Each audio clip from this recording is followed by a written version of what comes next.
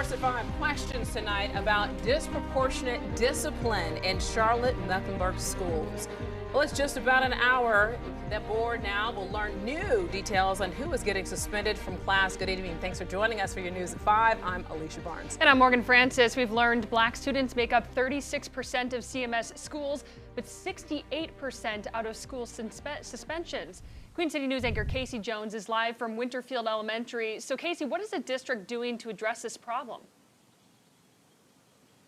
Well, I'll tell you, Morgan, Alicia, Winterfield Elementary, the school behind me, is considered one of the district's bright spots. That's because this is the only school in CMS where the number of black students suspended is less than the overall black student population. And because of that, district leaders want to take what's happening here and spread it across the district. Some leaders say more needs to be done to reduce out-of-school suspensions.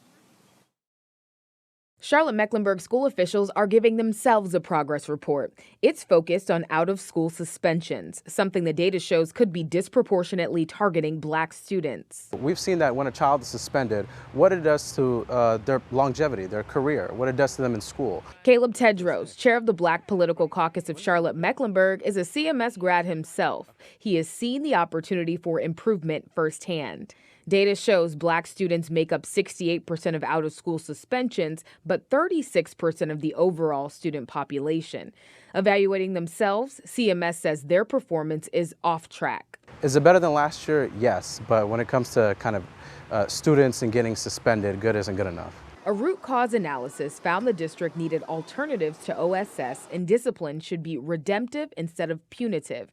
Now, there are 10 in-school intervention centers and 8 short-term suspension sites off campus. We have seen suspension given out to students for, minimal activities, and we see that the harm that's done is greater than the actual good that comes out of it for all students. The report highlights slight progress. The number of black students with at least one out-of-school suspension from August to December is down slightly, 24 students from last school year, and has not returned to pre-pandemic levels. District leaders have been interviewing principals of schools they say are getting it right to spread ideas that could work across the district. We want new and innovative solutions to some of these problems, and we just don't want the same rebranded tools that we've used for the past 20 years.